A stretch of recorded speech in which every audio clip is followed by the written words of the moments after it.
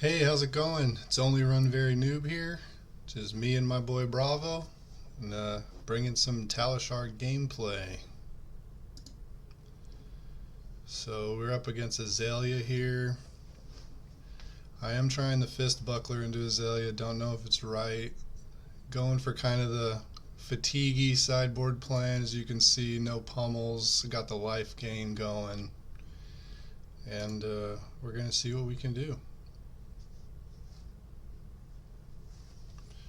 And of course, the new hotness, Warmonger's Diplomacy, seems pretty good against Azalea.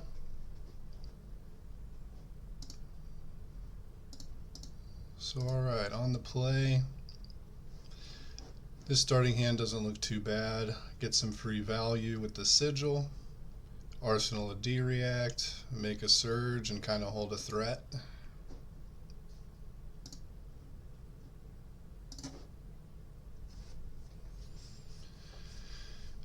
And that's exactly what I choose to do here.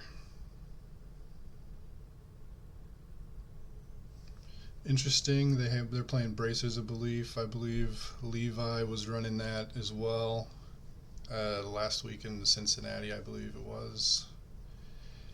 Pitches a red. Still might be a big arrow because everything's free, right?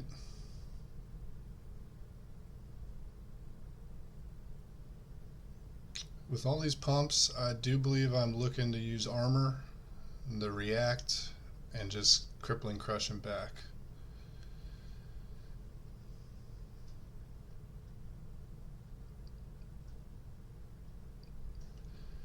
There is something to be said about maybe not using my react here, saving it for a dominate arrow, but I like to throw big whammies, so when I can, I generally will.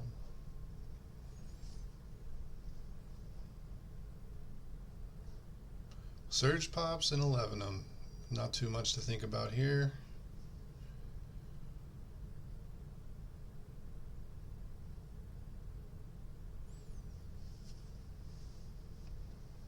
And they give us perch grapplers, which is nice, especially on an undominated attack.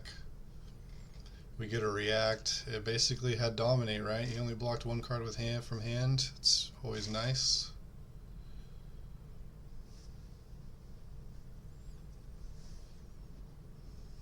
With this hand,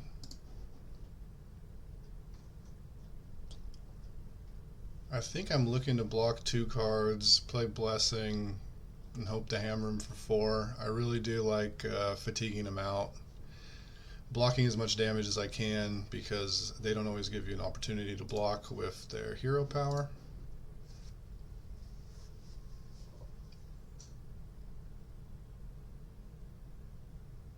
Bracers early, ooh. Reveal a blue, that's pretty good for us. I guess if he reveals a yellow, we could use a 2-block armor here. But I think I just give him 2 cards and the Crater Fist. My guess would be Imposing Visage and Spinal Crush, as I want Tear Asunder in the deck for later. But we'll see what I actually end up doing.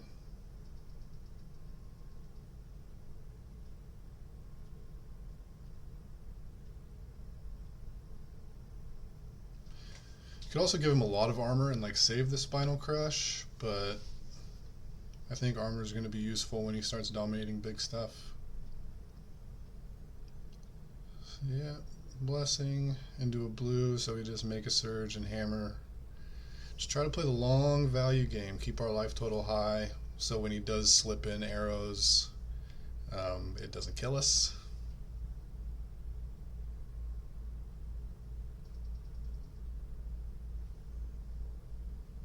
Lose a couple of points of value from Fist over a Nothos here, but what are you going to do?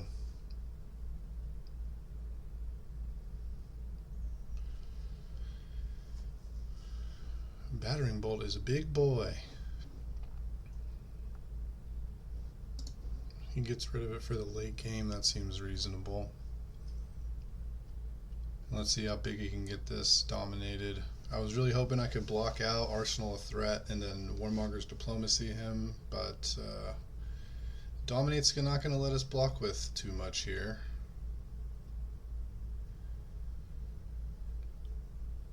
The go again is nice for him here. The reload isn't like insane though, because he just probably wants to activate Death Dealer.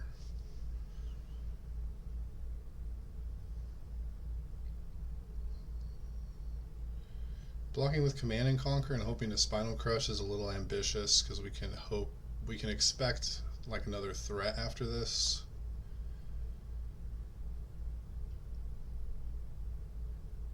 I guess I take the ambitious line. Maybe I'm planning to block with the other blue and then Warmonger Diplomacy and Arsenal the Spinal Crush here.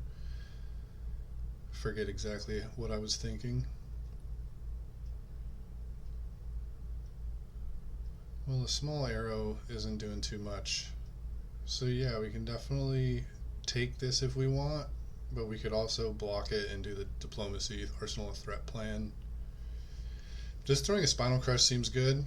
He's like all out of armor basically. And we could gain that life back with the Blessing and Deliverance trigger. Oh yeah, Sigil, okay.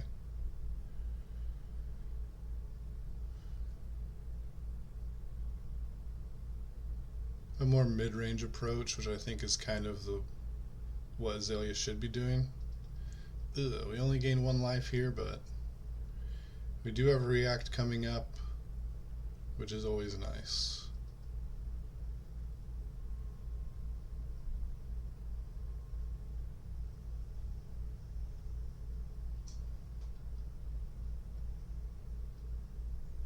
We've kind of used a lot of armor for it only being turn 4. The good thing is we still have a lot of armor. So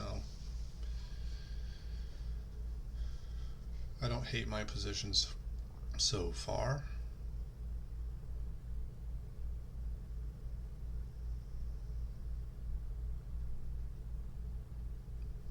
And I think we get to kind of time walk him here. Yeah, we can just block 3, play Blessing, Arsenal or React. All is good.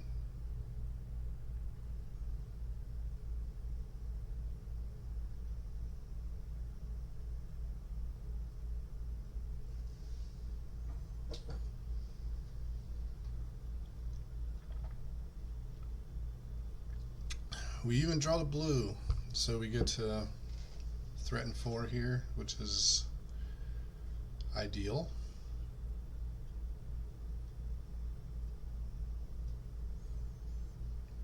Always love to see the reacts on the hammer.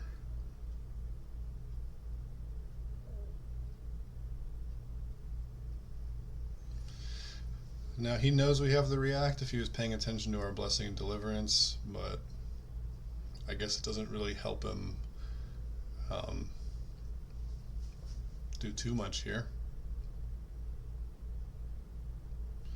With a hand like this, we're just looking to block as much as possible, send hammer for 4, hopefully not even use our react.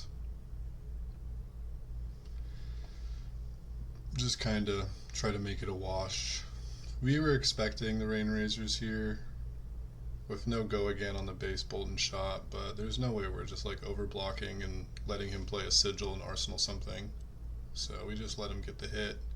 Reload's not a big deal because he probably wants to use Death Dealer with the Tunic up.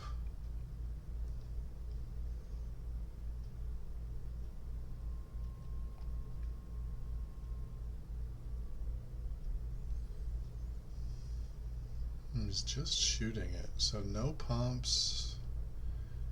Yeah, that was kind of exactly what we wanted to have happen. Just block 9, send 4.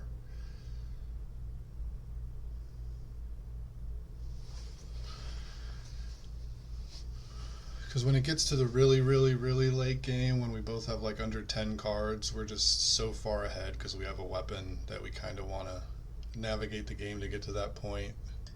If we're not high rolling them, of course, we would rather just like throw a 7-drop at them every turn and end the game. But can't always go that way.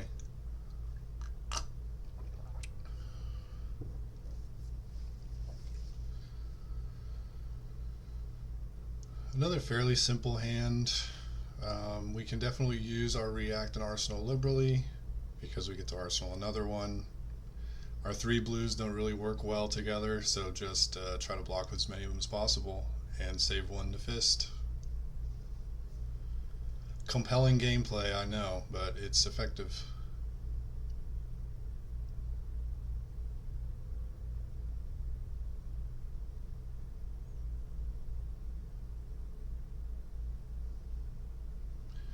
Now that's a big boy. I think we actually don't save a blue for fist here. We just have to block it out, otherwise we don't get to keep a reactant arsenal due to inertia or seek and destroy, whichever one you want to give priority there. They're the same thing.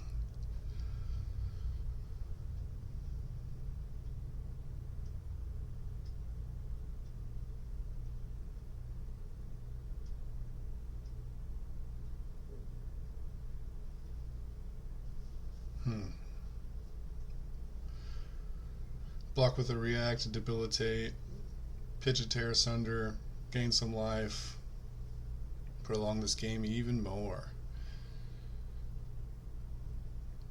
And if you look at the deck sizes, it might look like we're behind on fatigue, but a weapon is worth quite a few cards, because when he actually runs out of arrows, he just can't do anything at all.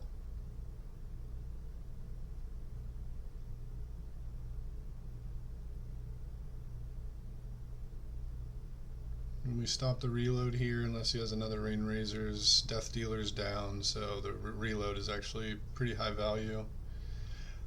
I think I topped this Spinal Crush. I'm going to pause for a second. But I think there's a lot of merit to bottoming it. We're not really going to have a turn that will allow us to hold enough resources to Spinal Crush. So we probably just don't want to be forced to block with it if we don't have to. We always have armor we could use to pivot with a Spinal Crush, but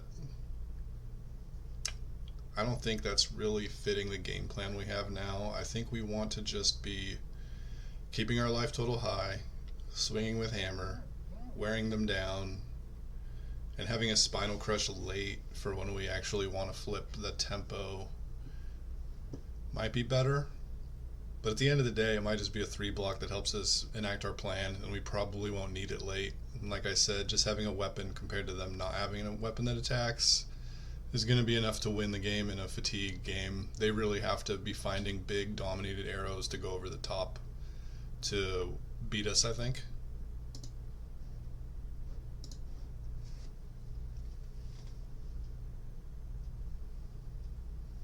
Go again. So he has to have Codex of Frailty. Yeah, I just let this hit because whatever he codexes back is going to be more important for us to block. It'll either just be like the same thing, damage, or it could provide like an on-hit effect. I think just block 3, gain 3, pass. We don't want to get to a critical life total where he could just send 11 plus dominate with a bunch of pumps and steal the game from us.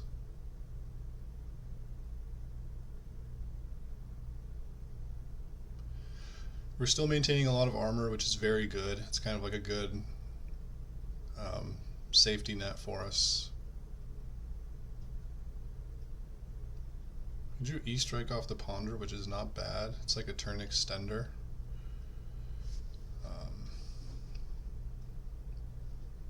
Again, I think we want to block. It's just so much better for us to get to like a critical endgame with a good enough life total. Get the Unity trigger. I think blocking 6 here might have been a mistake. Let's see. We're losing a point of value. It's clearly not giving like him an on hit. I think we might have just punted here. Maybe not a punt, just like a small value leak. We definitely have enough life to take 2. If he comes in with like a pumped Bolton shot, I guess we block 6 and move on, but if we would have taken the 2, we could have blocked 6 and then still threatened hammer, which would have been way better. Yeah, I think blocking 6 here was just a mistake. I might have been too locked into blocking out. and not really considering getting maximum value, which is always something that should be on the forefront of your mind.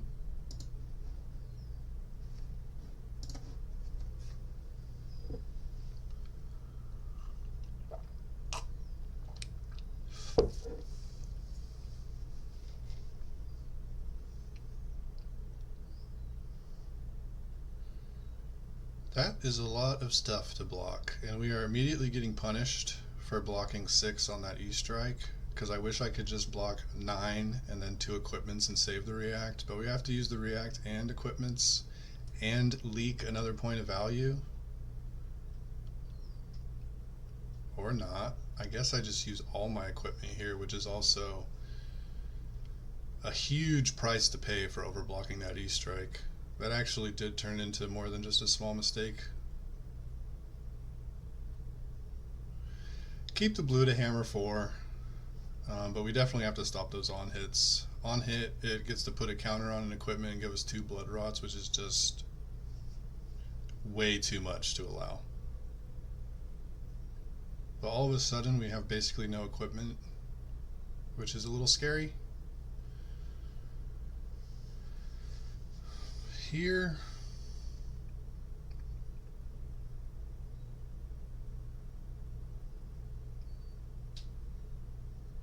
I think just blocking 6, Warmonger's Diplomacy, and arsenaling the Sigil is the line. You could block, oh wow, I guess I'm Diplomacy, play Sigil, keep the React and Arsenal. Taking some damage. Yeah, actually I actually think that is better, because the React and Arsenal is gonna help mitigate our armor issue that we kind of gave ourselves.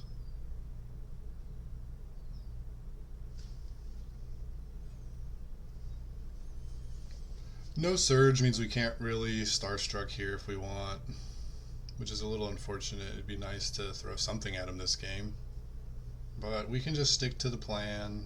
Oh, he just Sigil pass? I guess we get to do it all. It's even nice we get to put an 8 over by that Rouse in case that comes up later. But like I said, if we get to that point, just hammering for 4 and blocking for as much as we can is probably a winning point. More than likely should have expected the... Hold on, let's rewind that a bit.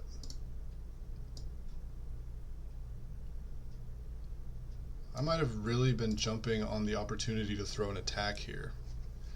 Because if we think through his last turn, Sigil pass, what could he possibly have? Well, he could just have a ton of defense reacts, which makes our Starstruck a lot worse. Probably makes us want to play Blessing of Deliverance. And then even if we draw blue off the Blessing, we can Starstruck him. If we draw red, we can just swing hammer and move on with a React and Arsenal and a little bit more life from the Blessing. I think throwing the Starstruck might have been kind of bad there as well. But even when I was going over the turn, I was like, oh, I want to throw a big attack, so I must have been in that mind frame too, that mindset too, that if he just passes the turn, I'll throw a big attack at him and hopefully get some cards, but reasonably the only things he could have in his hand that he wouldn't have attacked at all last turn are defense reacts, more sigils, and that's about it. Maybe just a full hand of pumps and no attack. Yeah, so that might have been another leak. I think I thought about Blessing to draw blue so I could Blessing and still throw the Starstruck, but from how quick I play, it doesn't look like I really think too hard about this at all.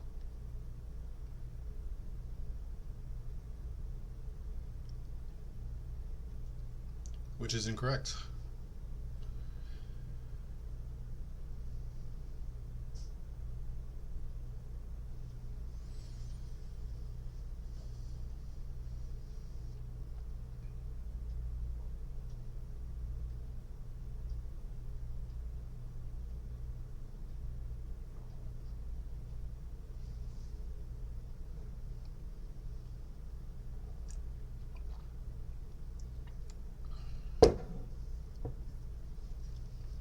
uses Tunic to throw it. What 2 cards does he have behind that he just doesn't want to pitch one? I guess it could be the 3rd Sigil.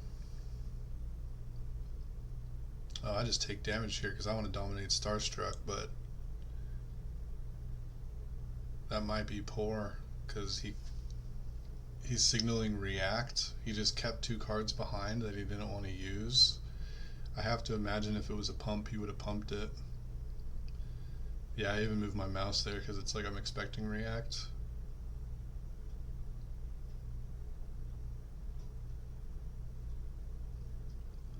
All in all, seems like a fairly poor game by me.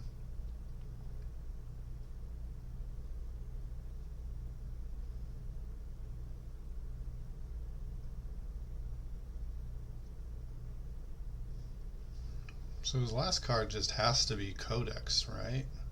Because he can't load with Death Dealer, no Tunic. He can't just throw an arrow from his hand, and he played a Premeditate. Maybe he just wanted Ravenous Rabble to hit? And yeah, I'm getting tunnel vision on this Crippling Crush. I just want to hammer him. Yeah, I guess he just wanted a Ponder token from the Premeditate. But yeah, with a crippling into another crippling next turn, I'm definitely licking my chops here. Maybe getting a little ahead of myself.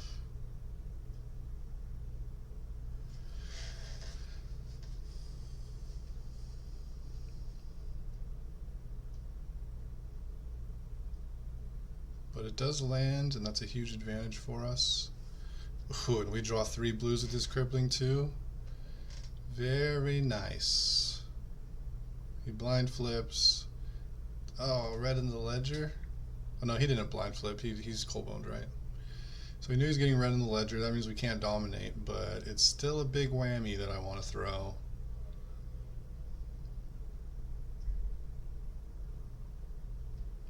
Always being mindful of my pitch stack. Keep the Terra Sunder in between 2 cards that cost 3, so that when I draw them together. Oh, I guess I don't even have a Nothos, so that's probably just like something I've developed that I do, even when I'm playing Fist. Kind of a poopy hand, but maybe he'll be afraid of Pummel. And if he just blocks 6, we can even heave the Thunderquake.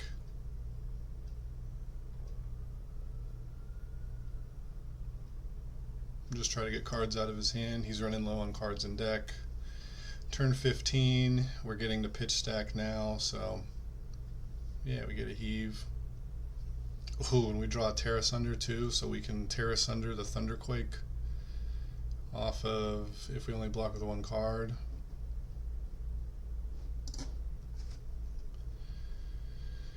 He hits a blue off Rabble, which kind of makes sense on turn 16.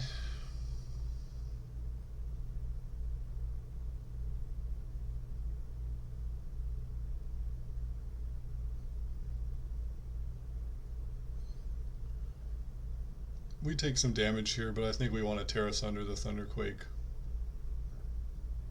We could block 6 and just send 4, but that seems way worse. We're gaining 3 life, but losing out on 6 damage and 2 card discard.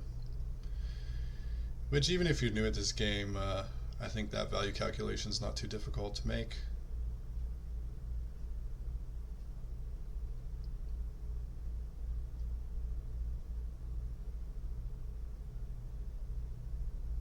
Just making sure I don't have to discard any of these cards. Check and double check.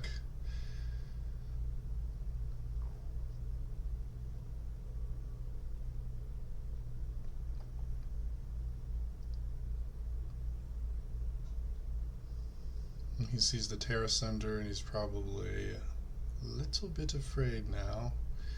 We even get to make a surge. So our Thunderquake is discounted 4. And we get to send a big one. I think at this point in the game, he only has like 18 cards, including his hand and arsenal. We have 22 cards. I think I have enough life to withstand like no matter what he could do. I can't imagine. Oh, and he discards 2 reds off of Terra Sunder. That's just so amazingly good for us. What do I do with this codex? I have all blues. I'm probably looking to get a 7 drop because I have Surge and I can discard a blue, block with a blue, throw a 7 drop. That seems like the best thing to do, like a Crippling Crush. Unfortunately, I think I get Spinal because for some reason I want to dominate a Spinal Crush, which just doesn't even matter. Like it's way better to get him to block with his last dozen cards than to block his turn, I think. Let's see what I do.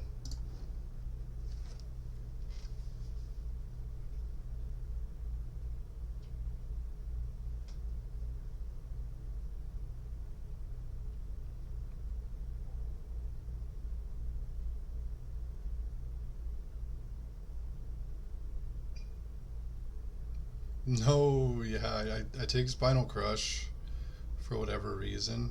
Another misplay in this game by me. I think just the biggest attack with the Surge is gonna work, especially because the Spinal Crush is only gonna be for 8. Yeah, he gets one of our armor here since it blocks 2 essentially.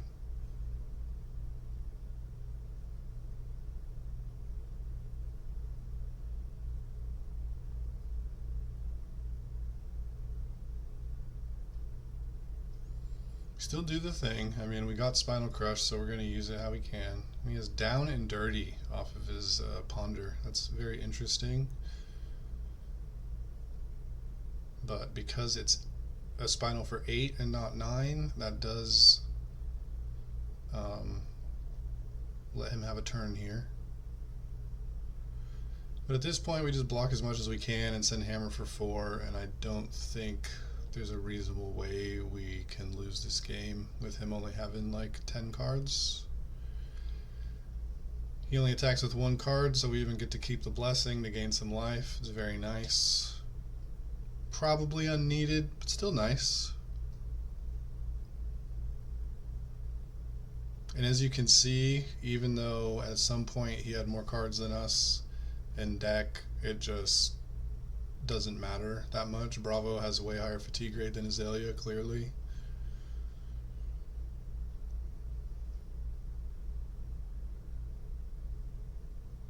And almost the entire game he didn't really dominate a ton. So we were able to keep our life total high with our plan. It's like, yeah, I guess I arsenal the Cranial Crush over the Rouse since I don't really want to keep 4 cards and Cranial only requires us keep 3. Wouldn't have even been able to turn on Rouse with this hand. Now he starts with Rain Razors, allowing us to block for value if we want instead of him get tricky.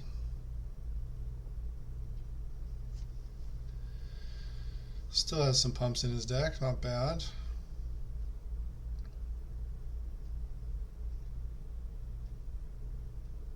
But not enough.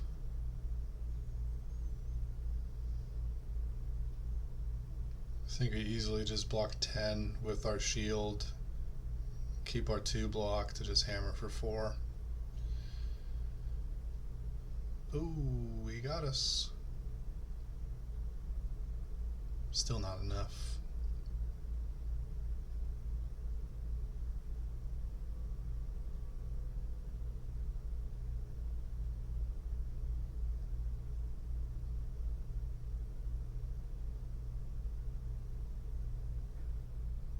Keeps his whole hand, which is a little scary. Like, if he could do 14 dominate, we die. But he doesn't have any cards in deck. Once he activates Death Dealer, he could only Azalea this blue Bolt and Shot to the bottom, so, or back into his arsenal, so it's just not enough.